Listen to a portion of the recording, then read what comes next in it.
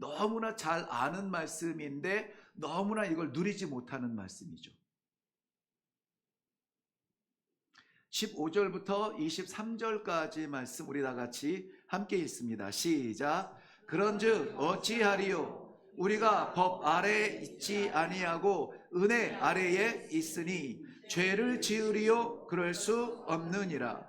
너희 자신을 종으로 내주어 누구에게 순종하든지 그 순종함을 받는 자의 종이 되는 줄을 너희가 알지 못하느냐?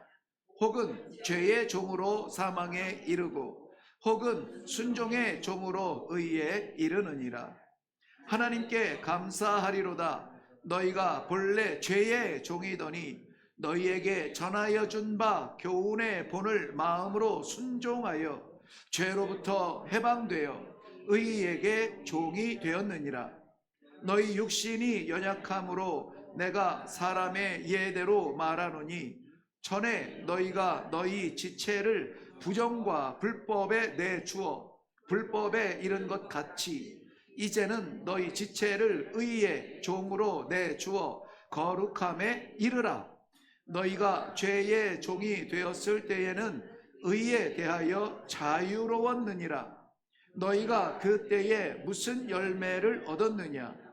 이제는 너희가 그 일을 부끄러워하나니 이는 그 마지막이 사망임이라.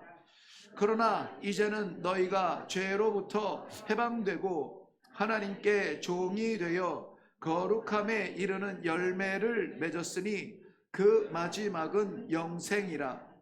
죄의 삭은 사망이요 하나님의 은사는 그리스도 예수 우리 주 안에 있는 영생이니라. 아멘. 네, 아멘. 오늘 하나님의 종, 하나님의 법, 사람의 법 완전히 이렇게 너무 분리가 정확하기 때문에 헷갈릴 수가 없어요. 헷갈릴 수가 없습니다.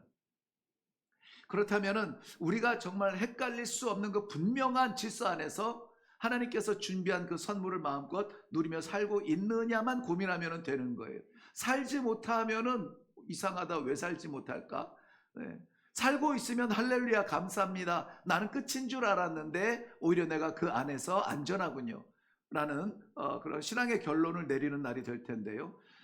하나님의 법과 사람의 법.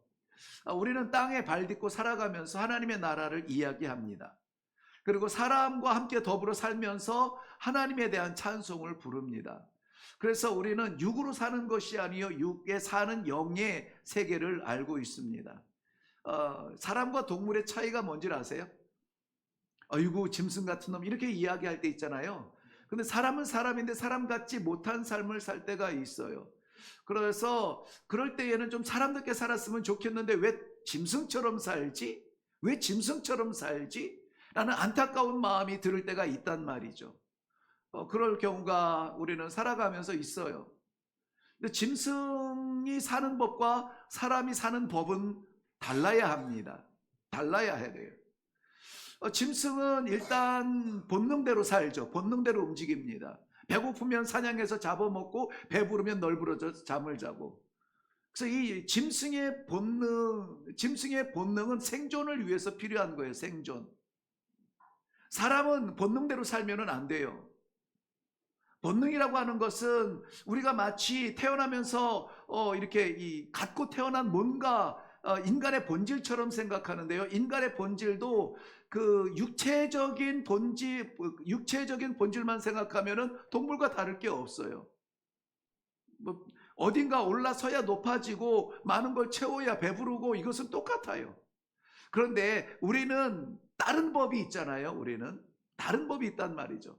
사람의 법이 아니라 육신의 법이 아니라 하나님의 법이 있는 사람들, 즉 성도들이라는 것이죠. 그래서 오늘은 내가 본능대로 살아가고 있는가? 추우면은 움츠러들고 더우면은 널브러지는 이러한 육신의 질서 안에 그냥 그대로게 살아가고 있는가 이거죠. 많으면 배부르고 없으면은 헐벗은 것처럼 궁핍해지는 그러한 본능 속에 살아가느냐? 아니면은 동물과 다른 인간, 하나님이 인간에게만 독특하게 주신 것이 있는데 이 모든 창조물들 가운데 인간에게만 준 것이 있어요. 그것은 무엇이냐면은 의지, 자유의지예요. 자유의지. 오늘도 아까 집사님하고 얘기하면서 저는 온전하게 이 기프트 받은 것에 의존하거든요. 받은 것에 의존해요. 이제 뭐 공부 얘기를 하면서요. 공부를 하면서 노력하면 어느 정도 될 수가 있는, 극복할 수 있지 않는가? 우리 다 그렇게 용기를 주잖아요. 그런데 노력해도 극복해서 누릴 수 있는 그 어떤 그 위치가 있지만은 그 너머에 있는 것까지는 모른다는 거예요. 그 너머에 있는 것까지. 근데 그 너머에 있는 것은 뭐냐? 타고난다는 거예요. 타고난다는 단어를 써도 될까요? 어쨌든 네네네. 이거 노력 가지고 안 되는 게 있다는 거예요. 네. 난 그 위로가 됐어요. 그 할렐루야가 나올 뻔했다니까요. 그래서 내가 그렇게 수학을 못했구나. 네. 아무리 그러면 밤을 새도 안 되는 거예요. 도대체 이해가 안 되는 거예요. 이해가 안 돼요. 지금 생각나는 공식도 없어서 예도 못 드리겠지만은 왜 얘를 굳이 뭐 B라고 하고 얘를 왜 A라고 하고 그냥 뭐 거기다가 뭐 자승을 해놓고 막 뭘 씌워놓고 이거 도저히 헷갈리는 거에서 암기하다 보니까 암기의 한계까지는 내가 갈 수 있는데 그거 조금만 바꿔놓으면 나는 못 맞추는 거죠. 진짜 기가 막히게 내가 집사님하고 같이 앉아서 뭐 얘기를 잘 못하거든요. 저를 어려워하는 사람을 저는 되게 어려워해요. 그래서 이렇게 근데 오늘 그냥 하나님이 뭐 아무튼 털썩 앉게 했어요. 네, 앉아서 이제 얘기를 들어보니까 하나님이 이 은혜를 감추어 놓으셨구나. 감추어 놓으셨구나. 뭐냐면은 동물이 갖지 못하는 것을 하나님이 우리에게 주셨는데 그것이 자유의지라는 거예요. 그래서 동물이 누리지 못하는 세계를 누릴 수 있는데 그것은 우리 성도들의 삶 가운데 이 자유의지를 어떻게 쓰느냐에 따라서 달라지는 것이죠. 물론 하나님께서는 택한 종이 그 경지에 이를 수 있도록 자기에게 능력이 있음에도 불구하고 개발하지 아니하고 누워져 우리 어른들만대로 자빠져 있으면 흔들어서라도 알게 하셔서 그것을 맛보게 하시지만 안타까운 게 뭡니까? 많은 성도들이 하나님께서 말씀으로 흔들고 선교사들을 보내서 흔들고 하는데 내 영역을 넘어서지 아니하는 거기 때문에 나랑 상관없는 말씀인 거예요. 그러니까는 그거를 극복하지 못해 내 노력을 극복하지 못하고 내가 참여하는 예배 이상의 것을 맛보지 못하고 그냥 거기까지인 거예요. 거기까지. 우리가 해야 될 일은 뭡니까? 당신은 거기에 있을 사람이 아니라는 것을 알게 하는 것이죠. 그게 하나님이 우리에게 주신 동물에게는 주지 않은 독특한 은혜, 은사, 즉 자유의지라는 것입니다. 본능은 생존을 위해서는 필요합니다. 위기를 느낄 때 동물의 왕국 보셨죠? 뭐지? 그러고는 뭐 앞뒤 안 가리고 막 후다다닥 뛰어나가요. 본능적으로 살아야 돼요. 네. 본능적으로. 그것도 잡아먹는 것도 본능적이기도 하죠. 그래서 본능은 생존을 위해서 필요하지만 우리는 생존하기 위한 존재들은 아니잖아요. 그래서 이 하나님께서 동물들이 생존하기 위해서 주셨던 본능 말고 우리 인간에게 독특하게 주신 선물이 있는데 자유의지를 주셨어요. 그 의지에 따라서 뭐가 달라지냐면 살고 죽는 게 달라지는 것은 아니에요. 살고 죽는 것은 누가 주관합니까? 하나님께서 하시는 거예요. 그래서 우리는 생존을 위해서 본 이 자유의지를 사용할 필요는 없어요. 하나님께서 우리에게 자유의지를 주신 이유는 너의 가치를 알라는 거예요. 가치. 우리가 내 가치를 모르고 왕자가 거지처럼 살아가고 있음에도 불구하고 그걸 구경만 하고 있으면은 그것은 자기의 가치를 누리지 못하는 거잖아요. 그럴 때 당신은 거지가 아닙니다. 당신은 왕자님이십니다라고 말할 수 있는 이것은 자유의지를 깨워주는 것이죠. 오늘 본문 말씀은 내가 하나님 법 안에 있는 하나님의 사람이냐, 내가 사람의 법 안에 있는 죄의 종이냐 하는 것에 대해서 너무나 극명하게 갈라놓고 있어요. 너무나 분명합니다. 걸쳐놓는 법이 없어요. 그래서 오늘 우리의 삶이 어느 쪽에 있는가를 좀 고민하면은 우리의 자리를 알게 되고요. 우리의 가치를 알게 돼요. 우리의 가치. 하나님의 백성으로서 하나님의 백성의 가치가 있느냐? 하나님의 백성의 가치는 어떤 가치인 줄 아세요? 하나님이 그 독생하신 아들을 십자가에 못 박으시기까지 나를 구원하셔야만 했던 그 고귀한 가치예요. 고귀한 가치. 그렇게 살지 않으면은 안 되는 거예요. 그래서 제가 요즘은 잘 사용 안 합니다만은 선교사 때에는 선교사 동료들이라든지 후배들이라든지 보면서 이 시간 하루하루에 대하여서 이렇게 정말 선교사로서 좀 아무튼 그 열심히 하지 않으면은 기도하지 않으면은 아니면 다른 것을 뭐 몇 시간 보내는데 이 사역은 그냥 뭐 자꾸 미루고 하는 것에 이런 걸 보면은요 직무유기입니다 그랬어요. 그때는 지금처럼 이렇게 성숙하지 못했는지 모르겠지만은 막 이렇게 정말 이것은 하나님이 나를 통해서 막대기로 쓰실지라도 막 그렇게 이 말을 해주는 것이 도움이 되는 줄 알았어요. 그래서 이 선교사님 직무유기예요. 그렇게 하시면은 안 됩니다. 막 이렇게 막 얘기했어요. 꼴보기 싫죠. 예, 어쩜 그럴 수가 있냐. 지는 잘났다고. 근데 그때는 진짜 막 너무 안타까워요. 왜냐하면 선교사들이 많은 지역도 아니었거든요.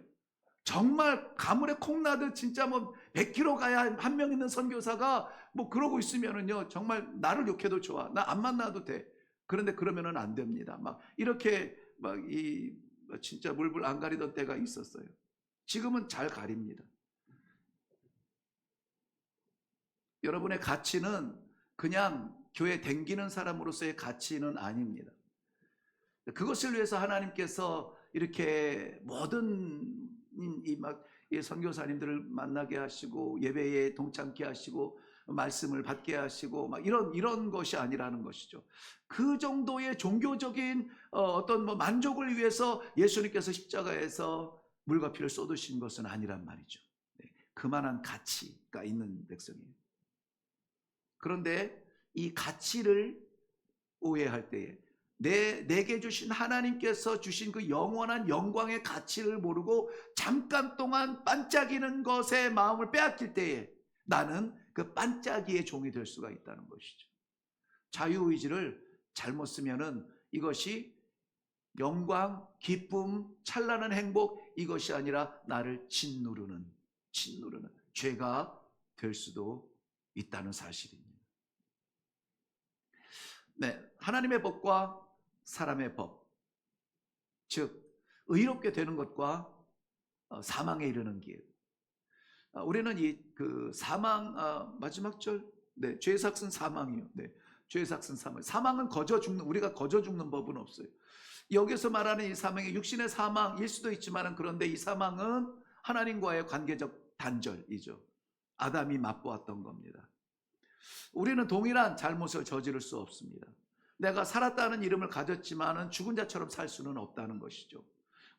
우리에게 생명 주신 하나님의 사랑, 예수 그리스도의 그 십자가의 보혈로 말미암아 하나님의 나라를 바라보는 성도로 살기를 원한다면 우리는 죄인처럼 살면은 안 돼요. 죄인이 꿈꾸는 꿈을 꾸어서도 안 되고 죄인의 흉내를 내서도 안 됩니다. 죄인의 만족에 동조해서도 안 되고요. 죄라는 게 뭐죠? 우리 일회교회에서 이해하는 죄는 뭡니까? 내가 최근에도 나눈 것 같은데요. 뭐라도 아무튼 죄는 뭐라고 할까요?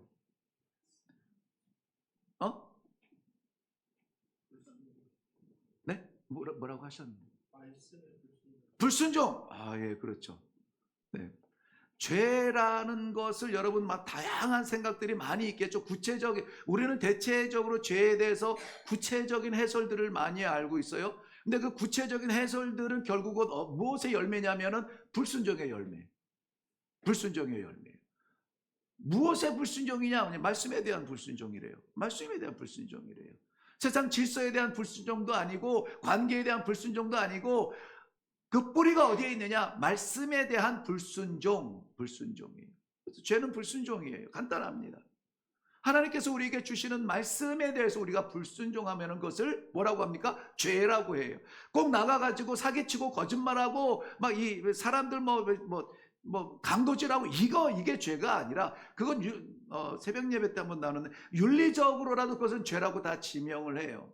그런데 우리는 하나님을 상대하는 사람들이잖아요. 하나님을 상대하는 사람들이 죄라는 것은 하나님의 말씀에 불순종하는 것이라는 것이죠. 그런데 이 불순종하는 것을 우리는 성경을 읽을 때마다 바보. 오늘도 본문에서도 그렇게 이야기하죠. 불순종할 때에 우리가 불순종으로 인해서 부정과 불법 안에 거하게 되었다. 불순종은 어떤 상태를 말하는 것이 아니라 길을 말해요. 불순종은 단회적인 어떤 사건을 말하는 것이 아니라 반복적인 잘못을 이야기하는데요. 불순종의 길에 들어서면은 밟는 자리마다 불순종을 찾게 되어 있는 거죠. 취하는 약처럼 말이죠. 왜 우리는 불순종하게 되었을까요? 왜 우리는 죄라는 놈을 떨쳐버릴 수 없을까요? 그 원인을 한 2가지 정도만 살펴보려고 합니다. 첫째는 우리가 우리의 영광을 잡으려 합니다. 우리의 영광을 그 영광을 하나님께 주인인 하나님께 돌리지 아니하고 그 영광을 내가 가지려 하는 것이죠. 뭔가 일이 잘 됐어요. 생각지도 못했는데 뭔가 좀 이렇게 뭐 잘 됐고요. 뭐 많이 하지도 않았는데 결과가 좋아요. 재수가 좋다. 우리는 보통 요번에 진짜 운이 좋았어 얘기하죠. 근데 철저하게 운이라는 말이 여기 이렇게 툭 튀어나와도 우리는 철저하게 의도적으로 이 기쁨과 이 감사와 이 영광을 돌릴 자리를 찾아야 되는데 이거를 공허한 재수에다가 돌리면 안 된다는 거예요. 내 삶을 돌아보시고 내 머리카락까지 세시는 바 내가 지금 가장 적절하고 필요한 이것을 과분하게 맡기신 하나님을 바라볼 수 있는 이것이 신앙 성도의 삶의 자세인 거예요. 하나님이 사람들을 왜 창조하셨을까요? 왜 만드셨을까요? 그냥 아름다운 꽃과 아름다운 이 자연만 만들어 놓으셔도 되는데 죄짓지 않는 이 짐승들 본능대로 살아가는 것들만 만들어 놔도 충분히 즐기실 수 있는데 왜 사람을 만드셨을까요? 사람을 만든 이유 뭐죠? 영광 받기 위해서. 네. 어디에 다양한 곳에 있지만 어디에 있는 말씀이라 그러죠? 보통은 네. 하나님이 그러니까 이 백성을 내 백성이라고 만드신 백성을 내 백성이라고 하면서 이사야서 43장 21절 이 백성은 내가 나를 위하여 지었나니 곧 나의 찬송을 부르게 하려 함이라. 이거는 제 아이디어는 아니에요. 성경에 기록되어져 있어요. 이 백성은 내가 나를 위하여 지었나니 곧 나의 찬송을 부르게 하려 함이라. 이 백성의 존재의 목적이 뭐라고요? 나의 찬송을 부르는 거예요. 그리스도인 하나님이 나를 지으셨고 창조하셨고 지금도 나를 붙들어 주시는 살아계신 하나님이 나를 믿는 사람들은 최소한 우리의 존재 목적을 알아야 돼요. 우리의 목적이 뭐라고요? 하나님의 이름을 찬송하는 거예요. 하나님께 영광을 올려드리는 거예요. 그런데 그 영광을 누가 받으려 합니까? 내가 받으려 하는 거죠. 내가 받으려고 하는 거예요.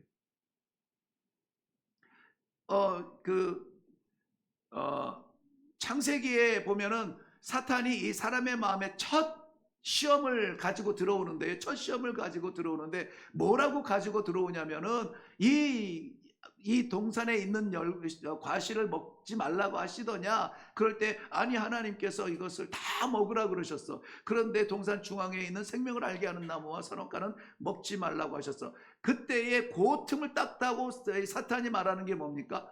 그렇지 먹지 말라 그랬지. 왜 그런 줄 알아? 그걸 너희가 먹는 날에는 너희 눈이 밝아져 선악을 알게 하는 일에 너희도 그와 하나님과 같이 되기 때문이다. 이렇게 얘기해요. 선악을 알게 하는 기능 자체는 그렇게 중요하지 않아요. 그런데 선악을 알게 하는 누구와 같이 돼요? 하나님과 같이 된다는 거예요. 하나님과 같이 된다는 거예요. 그러고 딱 보니까는 그럴 것 같은 거죠. 네, 우리는 그렇게 얍삽합니다. 얄팍해요. 그럴 것 같아서 보면은 정말 그럴 것 같아 보여요.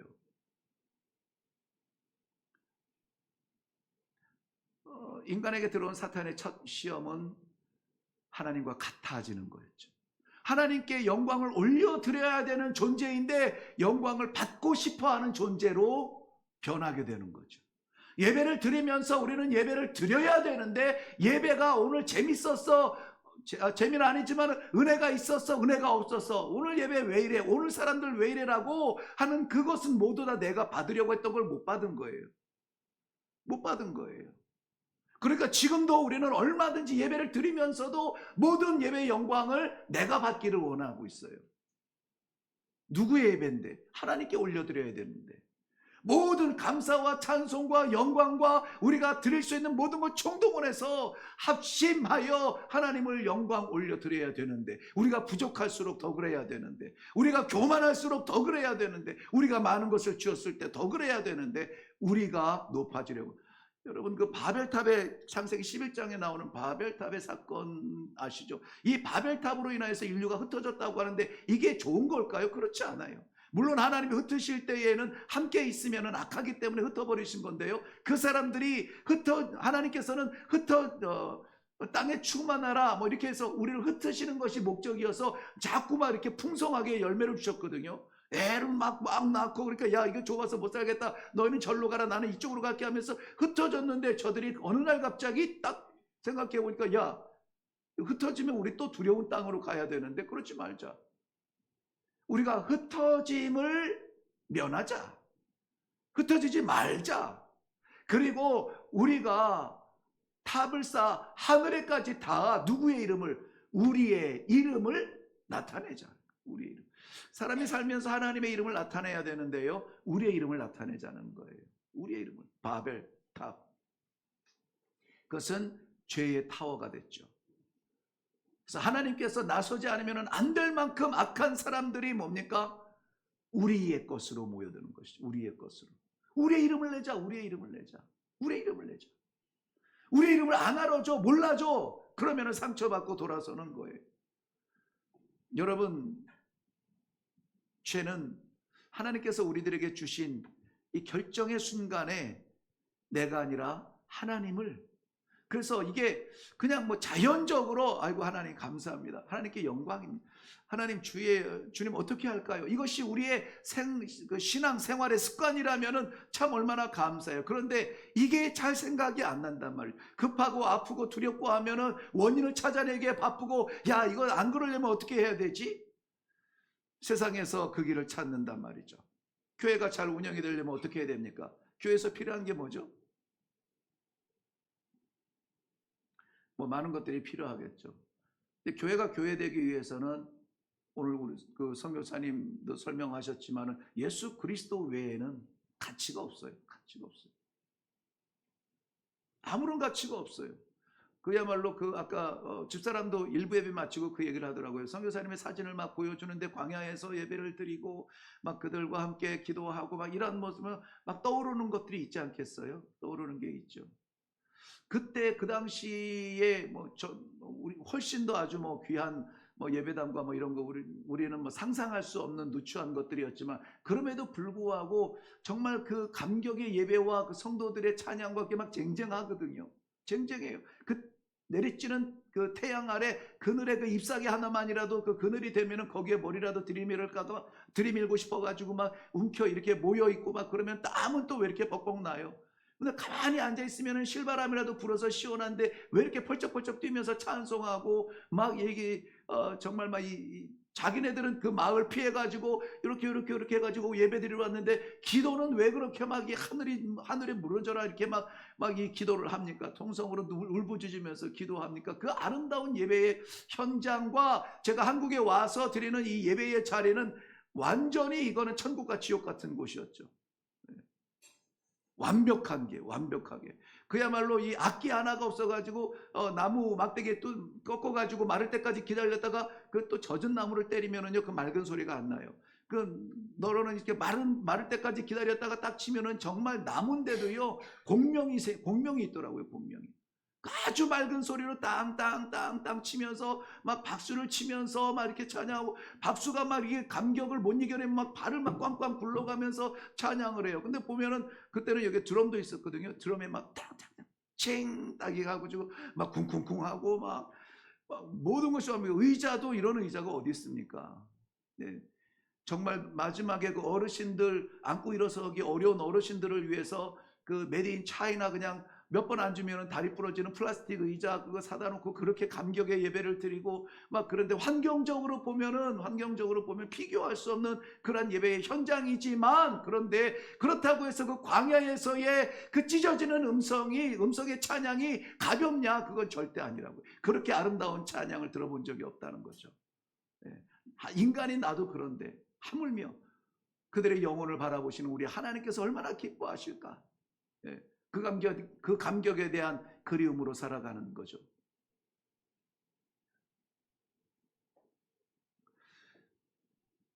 우리가 받을 영광을 우리는 포기해야 됩니다. 예수 믿으면서 늘 기쁜 일만 안 생겨도 예수를 믿어야 되고요. 예수를 믿기 시작했는데 정말 내가 이렇게 열심히 섬겼는데 그런데 하나님 이것이 무엇입니까? 라고 가슴 칠 일이 생겨도 놓지 말아야 될 이름이 예수 그리스도의 이름이라는 것이죠. 우리 이사야서 14장 12절 이후에 보면 한번 찾아볼까요? 졸린데? 이사야서 14장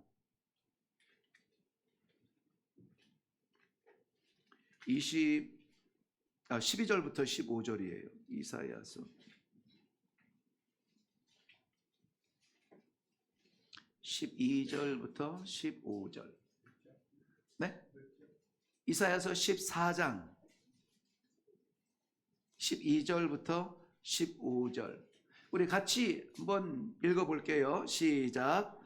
너 아침의 아들 계명성이여 어찌 그리 하늘에서 떨어졌으며 너 열국을 엎은 자여 어찌 그리 땅에 찍혔는고. 내가 내 마음에 이르기를 내가 하늘에 올라 하나님의 뭇별 위에 내 자리를 높이리라. 내가 북극 지폐의 산 위에 앉으리라. 가장 높은 구름에 올라가 지극히 높은 이와 같아지리라 하는도다. 그러나 이제 내가 스올 곧 구덩이 맨 밑에 떨어짐을 당하리로다. 아멘. 올라가려고 꿈꾸며 그것을 시도했던 계명성, 그에게 하나님께서 말씀하시는 결과, 너는 지금 구덩이의 웅덩이의 가장 밑바닥에 떨어졌구나. 사단의 존재, 죄의 뿌리 역시 자신의 영광을 위에 두고 영광을 받으려고 자기의 보좌를 하나님의 보좌보다 높이려고 더 높은 가장 꼭대기에다가 올리려고 시도한 데에 있었습니다.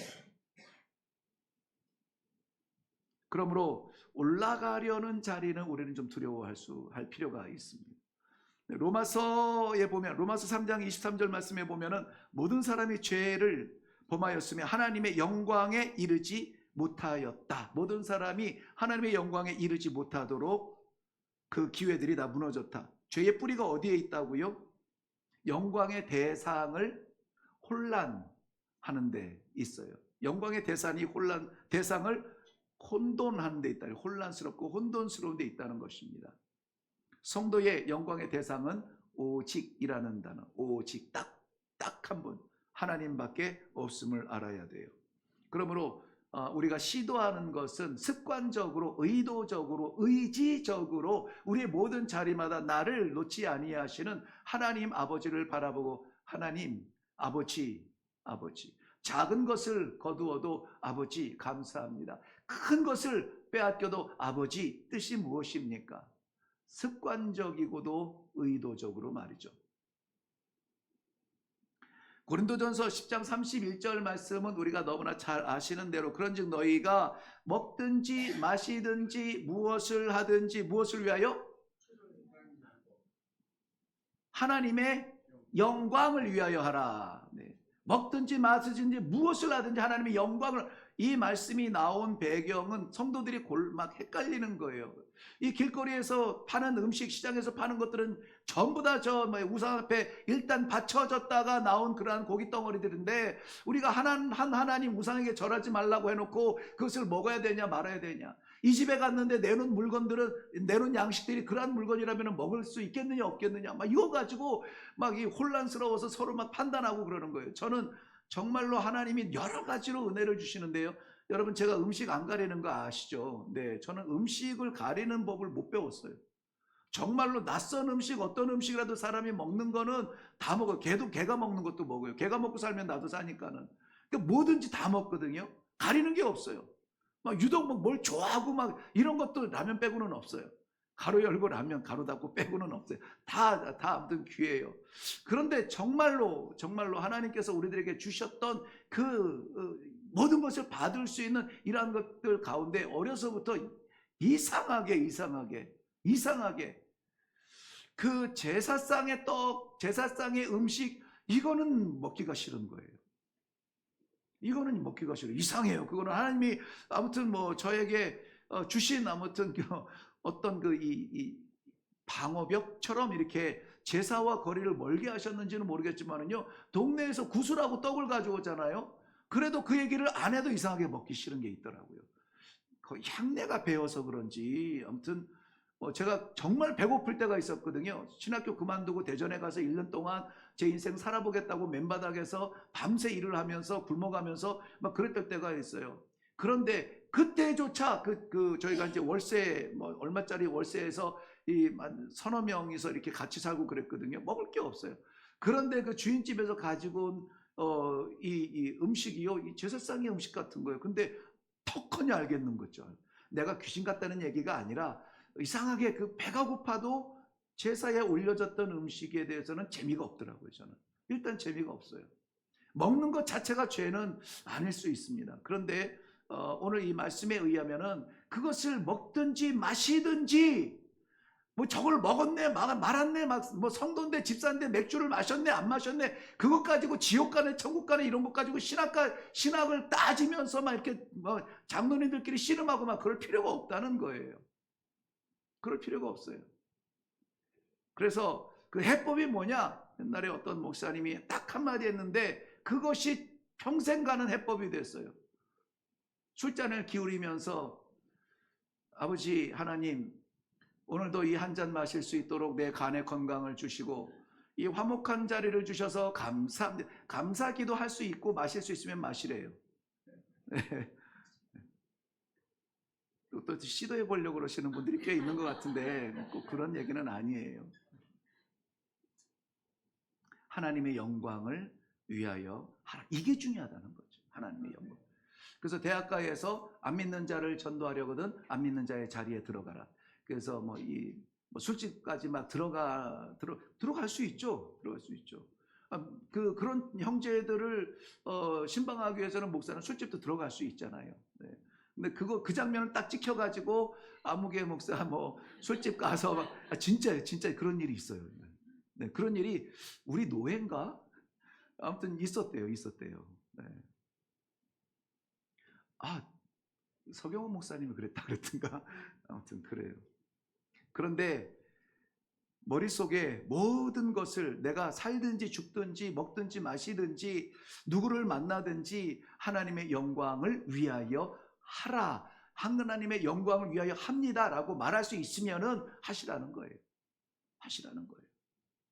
저는요, 선교사 때요, 이것도 우리 이 정도 수준이면 소문은 안 내겠죠. 선교사 때 그것도 한 10년 이상 되는 약간 이제 좀 무게가 있을 때에 한국에 오잖아요. 그때 어머니랑 고스톱 쳤어요. 안 잊어지더라고요. 근데 새로운 법이 생겨서 뭐 무슨 고 이렇게 새로운 법이 생겨서 막 지들이 지어낸 건지 모르겠지만, 그래서 내가 당한 것은 몇 번 있는데요. 어머니랑 고스톱을 쳤어요. 왜냐면은 치매에 좋다고? 예. 그래서 뭐 숫자 공부 막 그래가지고 뭐 여러분 권사님 고스톱 치면 점 몇 치세요? 정규영 권사님. 제일 고소해 하시는 것 같아서 내가 맞불을 지금 놓는 거예요. 그러니까 나도 예전이지. 지금 안 해요. 예전에.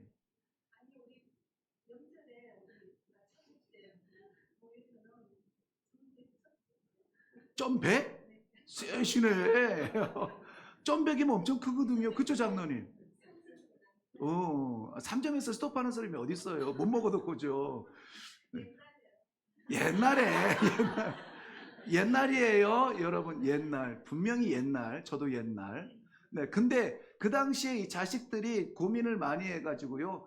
뭐 하고 싶은 것도 없으시다 그러고 뭐 막 할 수 있는 것도 없고 손가락에 힘은 없고 막 자꾸 머리 계산이 안 되고 막 이러니까는요. 우리는 점 30, 네, 뭐 점 20 막 이랬어요. 그러니까 몇 점 나면은 점 100 하면 쉽잖아요. 3점 얼마? 300. 예, 바가지 썼어 얼마? 600. 뭐, 네, 뭐 아시는 분들인가 봐요. 계산이 바로 하는 그런 식이거든요. 그러니까 우리는 그렇게 하지 아니하고 20, 30 이래가지고 뭐 4점 나면은 얼마더라 막 이렇게 계산하게 그렇게 해서 했거든요.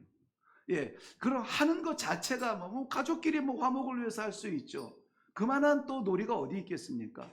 지혜로운 거죠. 뭐 그런데 하나님의 영광을 위하여 하나님 나를 보내셔서 우리 가족들이 예수 믿는 사람 하나 때문에 웃을 수 있다면 선교사가 고스톱 친다고 지옥 가는 건 아니지 않겠습니까? 하여튼 그런 마음으로 한 거예요. 그 영광을 하나님께서 받으시고 기쁨을 위해서 들어주시기를 바라는 마음으로요. 여러분, 왜 사람이 이 영광, 어리석게도 아담이 그 하나님과 같이 되려고 하는 그 영광, 왜 그 바벨탑을 세운 니므롯이라고 하는 그 존재와 그를 따르는 사람들, 그 사람들이 왜 이 높은 하늘 끝에 다 보자 이 영광 막 한번 살았으면은 진짜 통장에 얼마는 있어봐야지 막 이러한 막 환희 막 이런 것들이 왜 생깁니까? 왜 영광을 누리고 싶어 합니까? 왜 그렇죠? 원인을 알면은 그걸 우리가 자를 수가 있잖아요. 왜 도대체 사람들은 하나님의 영광을 자기 것으로 누리려고 하지? 왜 바보 같은 짓을 했지? 그 원인이 뭐냐면은요. 우리 너무나 잘 하고 있는 거죠. 자기 사랑. 나를 사랑하는 거예요. 하나님을 사랑하는, 여러분 사랑하는 사람을 위해서 뭐라고 하죠? 모든 것을 다 주고 싶은 거죠. 말도 안 되는 별이라도 따다 주고 싶은 거죠. 그런데 이 하나님의 백성들은 하나님의 찬송을 부르고 영광을 올려드리도록 하나님이 관계로 회복을 시켜주셨는데 그 사랑을 체감하지 못하는 거예요. 그러니까는 하나님의 사랑을 받고 살아났음에도 불구하고 보따리 내놓으라는 거죠. 자기 사랑, 자기 연민에 빠져 있는 거예요. 죄라는 게요, 그 뿌리가, 죄는 하나님으로부터 오지 않아요. 죄는 나에게서 시작이 돼요. 우리가 만약에 어떤 큰 잘못을 저질렀다고 해서 하나님이 그것을 죄로 여기면서 어떤 행동의 결과 때문에 하나님이 섭섭한 게 아니에요. 공부를 못해서 학비를 그렇게 몇백만 원, 몇천만 원 내줬는데 고작 점수가 이거냐, 이 점수 가지고 하나님이 판단하는 게 아니에요. 하나님은 그 마음을 보시는 거예요. 하나님은 그 마음을 보세요. 네. 요한일서 3장 15절 말씀에 보면은요, 그 형제를 미워하는 자마다 뭐 하는 자? 살인하는 자다. 이렇게 얘기했어요. 살인하는 자. 살인이라고 하는 것이 세상에서는 찔러서 사람 목숨을 빼앗아야 살인인데요. 성경의 살인은 뭡니까? 어디에서 시작을 해요? 마음에서요. 마음에서. 형제를 미워하는 자마다 살인했다. 이렇게 말을 하고 있어요. 마태복음에서도 예수님께서 산상보훈을 말씀하시면서 마태복음 5장 28절 말씀에 보면은 여자를 보고 음욕을 품는 자마다 어디에? 마음에 이미 간음하였느니라. 간음이라고 하는 죄는 살이 섞이는 죄가 간음죄가 아니라 여인을 바라보며 음욕을 품는 자마다 어디에? 마음에. 하나님은 그걸 보시는 거죠. 하나님은 그걸 보세요. 사울의 못된 외형을 보지 아니하고 다윗의 우리도 감춰진 게 뭔지 모르잖아요. 다윗의 그 심령을 보시느니라 했던 그것이 뭐냐면 우리가 우리의 심령을 보시는 하나님을 무시하면 안 된다는 거예요. 무시하면 안 돼요. 하나님은 내 마음을 보시는 겁니다. 바울 사도는 디모데후서 3장 2절 말씀에 사람들은 자기를 사랑하며, 그 뿌리가 뭔지 아세요? 자기를 사랑하는 그것을 드러냈더니 돈을 사랑하며 인간의 최대의 우상을 지적해주고 있죠. 우리 최대의 우상은 뭐죠? 돈일 수 있는데요. 그 돈을 사랑하는 내 마음. 그걸 보고 포기하지 못하는 거울에 비친 나. 예. 목회를 하는 믿음의 아들 바울에게 있어서 목사이죠. 목회를 하는 믿음의 아들 디모데를 향하여서 디모데전서 6장 10절에는 돈을 사랑함이 일만하게 뿌리다. 네. 네. 돈을 사랑함이 목회자한테 그런 말 할 수 있습니까? 네. 지금 시대에는 아마 많이 들어야 될 말씀이죠. 디모데후서 3장 4절에는 쾌락을 사랑하기를 하나님을 사랑하는 것보다 더하니. 목사에게 할 말입니까? 네. 들어야 될 말이죠. 여러분, 만인 제사장주의, 누구라도 하나님 앞에 나아가서 아버지라 부를 수 있는 우리는 하나님의 백성들입니다. 생존하느라고 이 땅에서 어떻게 많이 먹었냐, 적게 먹었냐, 배부르게 먹었냐, 트름나게 먹었냐, 아니면 며칠 굶었느냐, 이런 거 생존 가지고 이야기하려면 본능대로 움직이시면 돼요. 돈 냄새 나면 돈 냄새 나는 사람에게 쫓아가면 되고, 성경의 길이 보이면 그 길은 모든 거 다 때려치고 거기다가 올인하면 돼요. 맛이라도 보겠죠. 우리는 살자고 사는 사람이 아니라, 생존을 위해 사는 사람이 아니라 하나님이 피값 주고 사신 가치 있는 보석 같은 존재예요. 가치 있는 보석. 그 보석 중에 어떤 보석인 줄 아세요? 이 마지막 시대에 하나님이 들어서 별처럼 우리를 어두운 깜깜한 밤에 북극성으로 세워서 방향을 알고 쫓아갈 수 있도록 별처럼 빛나는 존재로 우리를 기다리고 계신다는 거죠. 가치, 여러분의, 우리의 가치.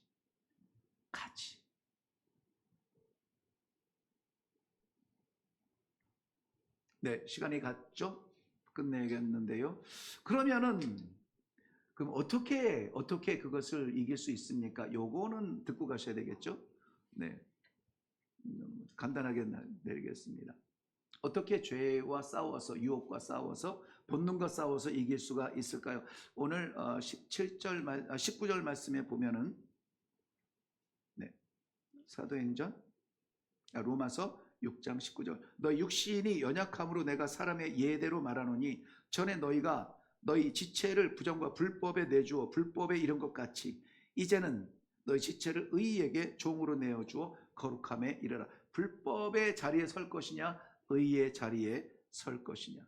본능 따라 살아 자기의 영광을 돌리고 자기를 사랑하는 사람이 아니라 교훈, 즉 하나님의 말씀을 따라 죄가 자신을 주관하지 못하도록 만드는 사람들, 말씀에 순종하는 사람들이 되어서 오늘도 우리들에게 기회를 주시는 대로, 내가 모양은 가지고 있지만 하나님께서 말씀하시는 그 자리에서 아멘할 수 없는 삶을 살고 있었구나. 내 마음이 나눠지고 쪼개지고 판단하고 높아지고, 내가 연약한 사람인데 부족한 사람을 부족하다 했구나. 말씀을 통하여서 우리들에게 길을 보여주실 때 우리는 그 길로 얼른 어떻게 됩니까? 들어서야만 됩니다. 들어서야 돼요. 그게 뭡니까? 내 자리를 내려놓고 말씀의 자리로 돌아오는 거예요. 그 과정이 쉽지 않을 수가 있습니다. 그 과정을 우리는 회개의 과정이라고, 회개의 자리라고 해요. 회개하는 거 쉽지 않아요. 여러분, 우리 회개기도 하는데요. 여러분, 기도하면서 은혜를 구하는 기도는 많이 하는데 회개를 구하는 기도는 많지 않아요. 하나님 용서하여 주옵소서. 이게 쉽지 않아요. 회개해야 됩니다. 우리들이 배불렀던 것, 우리들이 누렸던 것이 부끄러웠다면 부끄러운 줄 알아야 돼요. 다른 것을 구하고 사람에 의존했다면 그것을 부끄러운 줄 알아야 돼요. 그래서 우리를 자랑스럽게 여기는 하나님 앞에 빛나는 아이처럼 설 수 있어야 됩니다. 그러므로 사랑하는 성도 여러분, 하나님을 대하며 말씀 앞에 서는 사람, 이러한 사람이, 그러한 삶이 내 삶이라면 우리는 무한 감사해요. 건강이 좀 부족해도 하나님 감사합니다. 재물이 탁도 없이 모자라도 하나님, 천지를 주신 하나님 감사합니다. 나의 부족함을 통해서 아버지의 풍요로움을 맛볼 수 있도록, 증명할 수 있도록 은혜를 허락하여 주시옵소서. 기도할 수 있어야 돼요. 우리가 지금 당하는 고난 때문에, 그 어려움 때문에 망할 사람들은 절대 아니라는 사실. 네. 우리에게 우리의 정죄했던 모든 그러한 기능들이 다 무너졌고 사탄의 그러한 기력도 다 꺾어졌고 우리에게는 하나님께서 살리시는 그 의로우신 오른팔이 우리를 붙들고 계시는 의인의 삶을 살아야 된다는 것. 사람의 법에 따르지 아니하고 하나님의 법에서 순종할 수 있는 우리 성도들 되시기를 바랍니다. 기도하겠습니다. 하나님께서 허락하여 주신 귀한 성도들과 나눈 귀한 말씀입니다. 우리 삶의 이야기가 아니라 우리 하나님께서 우리를 세우신 그 말씀을 함께 보았습니다. 땅에 발딛고 살지만 땅의 법에 의존하지 아니하며 하나님께서 살게 하시는 영원한 하나님의 법을 우리가 믿고 따르고 누릴 수 있는 축복을 허락하여 주시옵소서. 감사드리며 예수님의 이름으로 기도하옵나이다. 아멘. 이제는 우리 주 예수 그리스도의 은혜와 살아계신 아버지 하나님의 놀라우신 사랑하심과 성령님의 감화, 감동, 인도, 교통케 하시는 역사가 오늘도 하나님의 법을, 하나님의 말씀을, 하나님의 인도하심을 믿고 의지하며 그 손을 붙들고 나아가기로 작정하는 하나님의 신실한 백성들 머리머리 위에와 저들의 가정과 일의 교회와 나라와 민족 가운데 하나님 역사하여 주시는 이 땅의 모든 선교지 위에 이제로부터 영원토록 항상 함께 있을지어다. 아멘. 아멘.